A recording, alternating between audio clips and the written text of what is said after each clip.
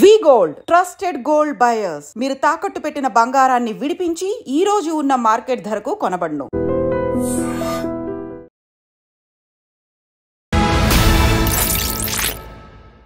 అందరికీ నమస్కారం. నేను Swaroopa Potlapalli. Welcome to trending topic. చెప్పిన పనే చేస్తున్నారు అమెరికా అధ్యక్షుడు డొనాల్డ్ ట్రంప్. చరిత్రలో తొలిసారిగా సైనిక విమానాల్లో అక్కడ ఉంటున్న అక్రమ వలసదారులను వారి వారి దేశాలకు పంపించి వేస్తున్నారు. 205 మందితో టెక్సాస్ నుంచి బయలుదేరిన విమానం ఏకంగా డైరెక్ట్గా పంజాబ్లోని అమృత్సర్కి చేరుకుంది. ఇప్పటి వరకు ఈ 205 మందిని ఇండియాకు పంపించడానికి అమెరికా 8 కోట్ల రూపాయలని ఖర్చు పెట్టింది. అసలు భారతీయులతో బయలుదేరిన ఫ్లైట్ ఏకంగా పంజాబ్కి ఎందుకు వచ్చి చేరింది? పంజాబ్కి అమెరికాకు ఉన్న సంబంధాలు ఏంటి? అసలు డంకీ రూట్లో అక్కడికి అక్రమంగా అమెరికాలోకి ఎందుకు చొరబడుతున్నారు?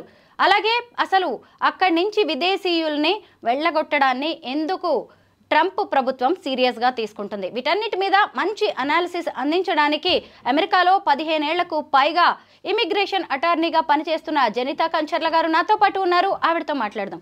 నమస్తే జనిత గారు. నమస్తే అండి. చూసారు కదా, ఇప్పటికే చాలా మంది వెనక్కి వచ్చేస్తున్నారు. మొత్తానికి 20,000 మందిని అయితే ఇండియన్స్ని వెనక్కి పంపించే ఆలోచనలో ఉన్నారు. ఎందుకు ముఖ్యంగా పంజాబీసు, గుజరాతే అక్రమంగా అమెరికాలో చొరబడుతున్నారు? అంటే ఇది ఇప్పటి నుంచి కాదు, చాలా ఒక 2-3 డెకేడ్స్ నుంచి కూడా ఆ పర్టికులర్ కమ్యూనిటీ నుంచి ఎక్కువగా ఇమిగ్రేట్ అయ్యి రావడము, వాళ్ళు ఫ్యామిలీ బేస్డ్ ఇమిగ్రేషన్ ఎక్కువగా చేస్తూ ఉంటారు. సో ఇట్లా అంటే అన్ఆథరైజ్డ్గా రావడము, అక్కడే ఉండిపోవడము, ఇలాంటివి ఎక్కువగా అంటే ఆ పర్టికులర్ కమ్యూనిటీ నుంచి కొంచెం ఎక్కువగా చూసుకోవచ్చు మనము. ఎందుకు అంటే రీజన్ చెప్పలేము, మేబీ ఒక బెటర్ లైఫ్ ఉంటుంది అని అలా వచ్చేసి, ఎందుకంటే వాళ్ళు రావడానికి కూడా కొంత పే చేస్తారు. ఒక చిన్న ఎగ్జాంపుల్ చెప్తాను నేను. ఇలా ఈ పర్టికులర్ ఇల్లీగల్గా ఈ డంకీ రూట్లో వచ్చి కెనడా నుంచి యునైటెడ్ స్టేట్స్ లోపలికి వద్దాం అనుకున్నప్పుడు ఆ చలికి, ఎందుకనంటే కెనేడియన్ బార్డరు యుఎస్ బార్డర్లో వింటర్లో రావాలి అని అంటే యూ కెనాట్, అంటే బార్డర్ క్రాస్ చేయలేరు మీరు. చాలా హెవీ స్నో, -డిగ్రీస్లో ఉంటుంది టెంపరేచరు. సో ఒక ఫ్యామిలీ, మాము, డాడు, ఒక పాపను బాబు, ఐఎమ్ నాట్ ష్యూర్, బట్ వాళ్ళు ఆ చలికి చనిపోయారు. అంటే నిజంగానే ఇంత అవసరమా? అంటే మీరు డబ్బులు ఖర్చు పెట్టి మీ ప్రాణాలకి అంటే డేంజర్ ఉంది లైఫ్కి అని తెలిసి కూడా అంత ఎందుకు వస్తున్నారు? I'm not sure. ఎందుకంటే ఇక్కడ కూడా ఇండియాలో కూడా చాలా బెటర్ లైఫ్ ఆపర్చునిటీస్ చాలా ఉన్నాయి. కొత్త కొత్త ఐడియాస్తోని కొత్త బిజినెసెస్ స్టార్ట్ చేయొచ్చు, చాలా ఉన్నాయి. కాకపోతే అది పర్సనల్ చాయిస్ వాళ్ళకి. అంటే నేను అమెరికాకే వెళ్ళాలి అనేది వాళ్ళ పర్సనల్ చాయిస్ కాబట్టి వాళ్ళు అలా. కాకపోతే రండి, కానీ లీగల్గా రండి, స్కిల్డ్ వర్క్లో రండి, చదువుకోవడానికి రండి, కానీ ఇల్లీగల్గా ఇట్లా వేరే వాళ్ళకి డబ్బులు పే చేసి అలా రావాకండి. అలా వచ్చినా కూడా మీరు ఎప్పుడూ భయపడుతూ ఉండాలి కంట్రీ లోపలికి వచ్చినప్పుడు కూడా. ఎందుకనంటే మీరు లీగల్ ఇమిగ్రెంట్స్ అన్నారు, మిమ్మల్ని ఇల్లీగల్ ఇమిగ్రెంట్స్ అంటారు. ఏ డాక్యుమెంట్స్ లేకుండా ఎంటర్ అవుతారు కాబట్టి. సో మీరు చాలా కష్టాలు ఎదుర్కొంటారు అంటే వచ్చినా కూడా. సో చాలా కేర్ఫుల్గా, అంటే మీ కిడ్స్కి బెటర్ లైఫ్ నిజంగానే ఇవ్వగలుగుతారా ఇవంతా చూస్తూ. ఇప్పుడు అంటే ఈ పర్టికులర్ అడ్మినిస్ట్రేషన్ ఇల్లీగల్ దాని మీద చాలా సీరియస్గా ఉన్నారు. ఎక్కువగా క్రిమినల్ ఇల్లీగల్ ఏలియన్స్ని పంపించేయడం ఈజ్ దేర్ మెయిన్ ఫోకస్. ఇప్పుడు మొన్న ఒక కంట్రీకి, కొలంబియాకి కూడా వాళ్ళు ఇలా మిలిటరీ విమానంలో పంపించినప్పుడు ఆ పర్టికులర్ కంట్రీ వాళ్ళని యాక్సెప్ట్ చేయలేదు. అంటే బేడీలు వేసి పంపించారు మా వాళ్ళని అన్నప్పుడు వాళ్ళు యాక్సెప్ట్ చేయకుంటే మళ్ళీ వీళ్ళని గ్వాంటానమో బేలో పెట్టాలి అనేది ఒకటి. ఇప్పుడు రీసెంట్గా ఇంకొక న్యూస్ మనకు డిపార్ట్మెంట్ ఆఫ్ స్టేట్ నుంచి మార్కో రూబియో ఉన్నారు కదా, ఇప్పుడు తను చెప్పింది ఏంటంటే, ఐ థింక్ ఒక అదర్ కంట్రీలో, ఒక కంట్రీతో, ఎల్ సాల్వడార్తో వాళ్ళు ఒక ఒప్పందం కుదుర్చుకున్నారు. ఇక్కడ నుంచి ఈ క్రిమినల్స్ అందరినీ తీసుకెళ్ళి వాళ్ళని వాళ్ళ జైల్లో పెట్టి కొంత ఫీజు చెల్లిస్తుంది అనమాట అమెరికా. సో అంటే బాటమ్ లైన్ మనకు అర్థమైంది ఏంటి అంటే, they don't want to keep criminals, they want talent and they want the people who can contribute to their economy, who can create jobs. ఇది వాళ్ళ ప్రయారిటీ. ఇల్లీగల్ ఇమిగ్రేషన్ అనేది వాళ్ళకి they don't encourage. And అలా వెళ్తే కూడా మీకు కూడా ఇంకొక డిఫరెంట్ కంట్రీలో ఇల్లీగల్ ఏలియన్స్ అని అనబడడం కూడా ఇట్స్ నాట్ గుడ్. అంటే మీరు సెకండరీ సిటిజన్స్ లాగే ఉంటారు. That's not a good choice. And then మీ కంట్రీలోనే ఉండండి.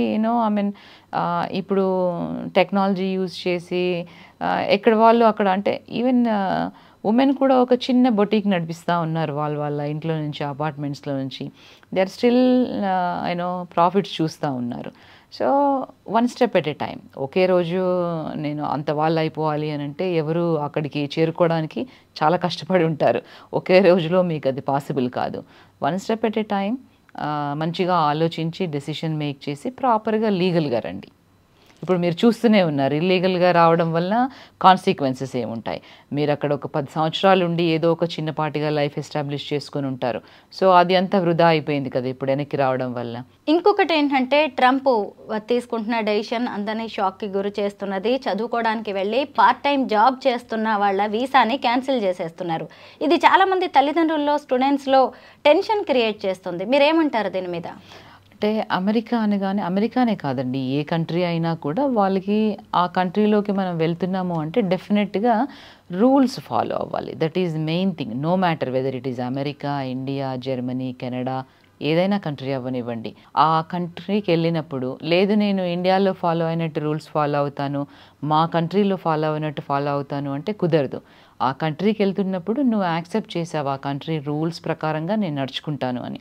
డెఫినెట్గా వాళ్ళ కంట్రీ రూల్స్కి కంప్లై అయ్యి ఉండాలి, అసలు వయలేషన్స్ చేయకూడదు. సో ఇప్పుడు స్టూడెంట్స్ ఎవరైతే వెళ్తున్నారో, అంటే అందరూ చేయరు పార్ట్ని అన్ఆథరైజ్డ్ వర్క్, కొంతమంది దాన్ని ఎంచుకున్నారు చేయడానికి. ఎందుకు? We don't know the reason. Maybe friends చెప్పడం వల్ల, ఎక్స్ట్రా పాకెట్ మనీ కోసమా, లేదు అంటే ఇక్కడ పేరెంట్స్ అప్పులు చేసి పంపించడం వల్ల దాన్ని తీర్పడమా. సో మనం కొంచెము వీసా బ్యాక్గ్రౌండ్లోకి వెళ్ళి చూస్తే స్టూడెంట్స్ అనగానే మనకు స్టూడెంట్ వీసానే చెప్తుంది. అది స్టూడెంట్ అంటే చదువుకోవడానికి వెళ్తున్నామని. అంటే వర్క్ వీసా వేరే ఉంటుంది, స్కిల్డ్ వర్క్ మీద. సో మీరు ఇక్కడి నుంచి వెళ్తున్నప్పుడు నేను స్టూడెంట్ రిక్వైర్మెంట్స్ మీట్ అయినాను అన్నప్పుడే మీకు వీసా ఆఫీసర్ మీకు F1 అనేది ఇష్యూ చేస్తారు, స్టూడెంట్ వీసా. సో మీకు యూనివర్సిటీకి ఫీజు డిఫరెంట్గా ఉంటాయి, మీరు చూస్ చేసుకునే యూనివర్సిటీస్ని బట్టి. ఆ పర్టికులర్ యూనివర్సిటీకి నాకు ఫీ పే చేసే అంత ఫైనాన్షియల్ కేపబిలిటీ ఉంది అని ప్రూవ్ చేసినప్పుడు మాత్రమే నాకు వీసా ఇస్తారు ఆఫీసర్. ఇచ్చినప్పుడు దాన్ని యూజ్ చేసుకొని నేను వెళ్ళి ఎక్కడైతే మా పేరెంట్స్ సపోర్ట్తో వెళ్తానా, లేదు లోన్స్ పరంగా వెళ్తానా, దాంతోనే మీరు ఫీజెస్ కట్టండి. అక్కడ పనిచేస్తూ మనీ జనరేట్ చేసి ఫీజెస్ కడితే ప్రాబ్లమ్స్లో ఇరుక్కుంటారు. అంటే రూల్స్లో ఏంటి అని అంటే పని చేసుకోవచ్చు, కానీ మీరు పార్ట్ టైము ఒక 20 hours మాత్రమే ఆన్ క్యాంపస్లోనే చేయాలి, ఆఫ్ క్యాంపస్లో చేయడానికి వీల్లేదు. ఎప్పుడైతే ఈ రూల్ని మీరు వయలేట్ చేస్తారో అప్పుడు it's a violation of the US immigration laws. So డెఫినెట్గా అంటే మీరు ఒక్కసారి వయలేట్ చేసినా 10 సార్లు వయలేట్ చేసినా దానికి తప్పకుండా కాన్సిక్వెన్సెస్ ఉంటాయి. సో ఇక ముందైనా, అంటే ఇప్పటి వరకు చేసినా కూడా ఇక ముందైనా ఒకవేళ వెళ్ళాలనుకునే వాళ్ళు మేకప్ యువర్ మైండ్ దట్ నేను చదువుకోవడానికే వెళ్తున్నాను, ఆన్ క్యాంపస్లోనే రూల్స్కి కంప్లై అయ్యే వర్క్ చేస్తాను అనేది. మీరు రూల్స్కి కంప్లై అవ్వకపోయారు అని అంటే మటుకు డెఫినెట్గా దానికి తగిన కాన్సిక్వెన్సెస్ ఉంటాయి.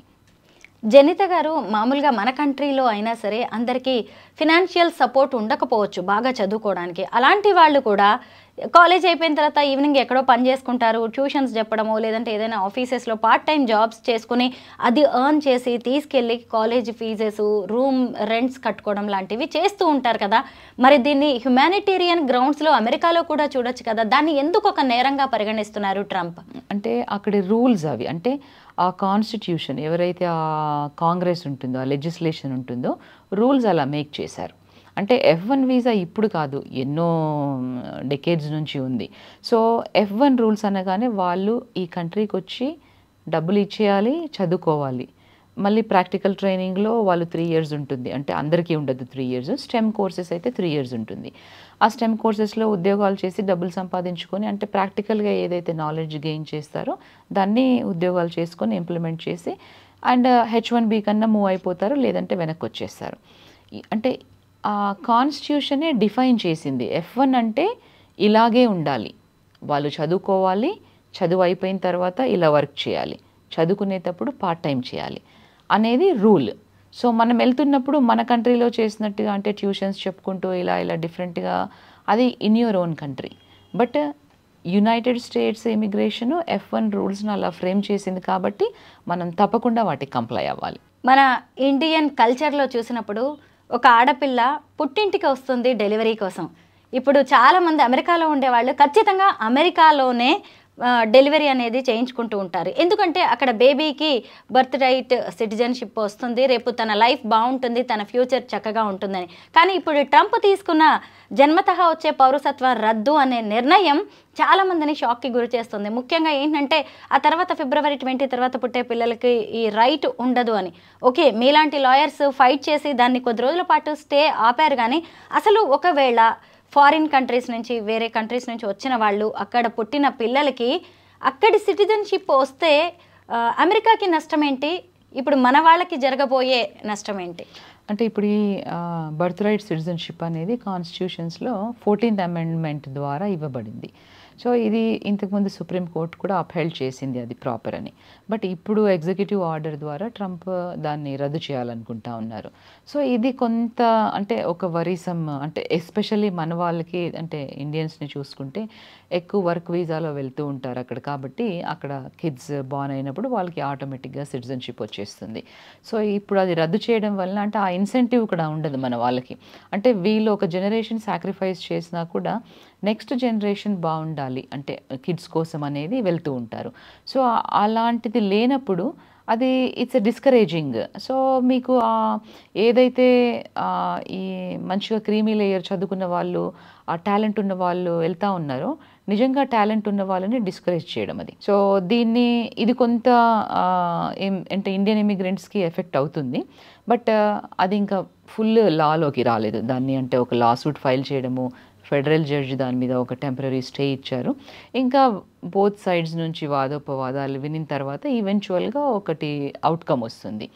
బాటమ్ లైన్ ఇది యునైటెడ్ స్టేట్స్ సుప్రీంకోర్టుకి వెళ్ళే ఛాన్సెస్ ఉంటాయి ఈ కేసుని. బట్ మనం ఇంకా వెయిట్ చేసి చూడాలి. It's too early to talk on this. But ఒకవేళ అది నిజంగానే ఇంప్లిమెంట్ అవుతే మటుకు చాలామందికి అంటే ఒక హోప్ అనేది, అంటే వాళ్ళ కిడ్స్ కోసం వెళ్తూ ఉంటారు కాబట్టి ఆ హోప్ అనేది ఉండదు అక్కడ వాళ్ళకి. సో అంటే ఇప్పుడు మనకు వేరే కంట్రీస్ కూడా ఉన్నాయి, ఇప్పుడు యూకేలో కానివ్వండి, ఇంకా వేరే అదర్ అరబ్ కంట్రీస్లో కూడా వాళ్ళకి బర్త్ రైట్ సిటిజన్షిప్ ఏమి ఇవ్వరు. సో వాళ్ళ పేరెంట్స్కి ఏది ఉంటుందో వాళ్ళకి అదే వస్తుంది. సో ఇప్పుడు ఇక్కడ కూడా అట్లాగే ఇంప్లిమెంట్ అవుతాయి, ఒకవేళ రూల్ అలా ఇంప్లిమెంట్ అవుతే అలాంటి ఛాన్సెస్ ఉంటాయి. బట్ ఇట్స్ హైలీ అన్లైక్లీ అది రద్దు అవ్వకపోవచ్చు. ఎందుకంటే కాన్స్టిట్యూషన్ అనేది 100% పవర్ ఇవ్వదు ప్రెసిడెంట్కి, కూడా కొంత పవర్స్ ఇస్తుంది కానీ ఫుల్గా ఇవ్వదు. అలా అయినప్పుడు ఇట్స్ ఒక రాచరిక ధోరణి, అంటే కింగ్ లాగా అనమాట, అలాంటిది ఉండదు. సో చెక్స్ అండ్ బ్యాలెన్సెస్ ఉంటాయి. ఇప్పుడు మనకి లెజిస్లేషన్, ఎగ్జిక్యూటివ్, జ్యుడిషియరీ 3 కూడా ఉంటాయి. ఏ కంట్రీలో అయినా ఇవంతా చెక్స్ అండ్ బ్యాలెన్సెస్ కోసం క్రియేట్ చేసిన బ్రాంచెస్. సో డెఫినెట్గా అంటే కొంత పవర్ ఉంటుంది, బట్ అంత కాన్స్టిట్యూషన్నే మార్చేంత పవర్ ఉండదు. అమెరికా సిటిజన్షిప్ వల్ల ఫారినర్స్ పిల్లలకి వచ్చే బెనిఫిట్స్ ఏముంటాయి అసలు? అంటే ఆటోమేటిక్గా సిటిజన్ అయిపోతారు. వాళ్ళకి సిటిజన్ అయిపోయిన తర్వాత వాళ్ళకి ఓటింగ్ రైట్స్ ఉంటాయి. And then they can get అంటే స్టూడెంట్ లోన్స్, ఫెడరల్ లోన్స్ నుంచి. సో ఇంకా చాలా ఉంటాయి. అంటే యునైటెడ్ స్టేట్స్ సిటిజన్ అంటే మీరు ఇలా వేరే విజిటింగ్కి యూరోపియన్ నేషన్స్కి కానివ్వండి, చాలా దేశాలకి వెళ్ళినప్పుడు అట్లా అంటే వీసా లేకుండా వెళ్ళిపోవచ్చు మీరు. అంటే it's a very powerful passport. So February 12న ప్రధానమంత్రి నరేంద్ర మోదీ అమెరికా పర్యటనకు వెళ్తున్నారు. ఈలోగానే ఢిల్లీకి మరో 2 ఫ్లైట్స్ రాబోతున్నాయి. ముఖ్యంగా ఇల్లీగల్ ఇమిగ్రెంట్స్ని అక్కడి నుంచి పంపించి వేస్తున్నారు. ఇప్పుడు మనం డిస్కస్ చేసిన ఈ ఇష్యూస్ అన్నిటి మీద కూడా ప్రధానమంత్రి అలాగే డొనాల్డ్ ట్రంప్ వీళ్ళిద్దరూ చర్చించే అవకాశం ఉందా? డెఫినెట్గా. అంటే ఇప్పుడు మీరు మొన్న చూసుకుంటే ఇనాగ్రేషన్కి మన ఎక్స్టర్నల్ అఫైర్స్ మినిస్టర్ కూడా అటెండ్ అయ్యారు, జయశంకర్ గారు. సో డెఫినెట్గా వాళ్ళకి కాన్వర్జేషన్ అయ్యి ఒక అగ్రిమెంట్ అయ్యి ఉంటుంది, డెఫినెట్గా ఒక పాజిటివ్. సో ఇప్పుడు మొన్న అదర్ కంట్రీ ఇంకొకటి తీసుకుంటే వాళ్ళకి పంపిస్తే వాళ్ళు యాక్సెప్ట్ చేయకుండా వాళ్ళు వెనక్కి పంపించారు. అంటే అంటే ఆ కంట్రీ ఓన్ సిటిజన్స్ని మీరు యాక్సెప్ట్ చేయకపోవడము అనేది, అంటే వాళ్ళు ఇల్లీగల్గా వెళ్ళారు, గవర్నమెంట్తో వాళ్ళకి సంబంధం లేదు, బట్ వాళ్ళని అలా యాక్సెప్ట్ చేయకుంటే వాళ్ళు స్టేట్లెస్ అయిపోతారు, రైట్? సో అంటే ఇండియాని అప్రిషియేట్ చేయాలి దాంట్లో. అంటే వాళ్ళు బాగా అంటే ఆలోచించి ఆ కాన్సిక్వెన్సెస్ అంతా వాళ్ళు యాక్సెప్ట్ చేస్తున్నారు దాన్ని. It's a positive thing. Of course illegal immigrants అంటే ఇప్పుడు మన ఇండియాలో కూడా ఎవరన్నా అలా ఉంటే అంటే it's a way that they can also deport them, right? So it's a way.